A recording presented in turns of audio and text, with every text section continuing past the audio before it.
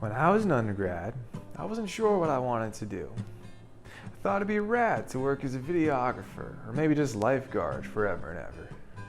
A lot of things have changed in my mind over the years, but one thing that never changed was my fascination with life in the sea. So, several years later, I'm doing my PhD in marine biology.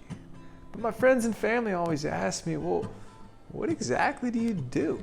So, I wrote this poorly tuned, hash brown version of an old song to help explain it a little better. And maybe help you understand in case you think you might want to become a marine biologist too. I was working down in Panama, working overtime, doing coral reef, community, ecology, and I noticed all these urchins grazing on the reef, herbivores perhaps, but eroders I believe. If I was an urchin in a great big reef, man, I'd be loving life. No big mean old lobsters around to be giving me strife. But if I was a coral and feeling swarmed by all those urchins munching away, I'd be hoping for a brighter day. Urchins eat algae that grows on dead corals, and lobsters and triggerfish eat urchins. But these guys have been heavily overfished in the region I work in because they're big and they're tasty. But man, when they're gone, it's an urchin party out there. So I wanted to know what impact the urchins were having on corals by their grazing. So I went out, collected a bunch of urchins, brought them back to the lab, and did an experiment. I do a lot of experiments.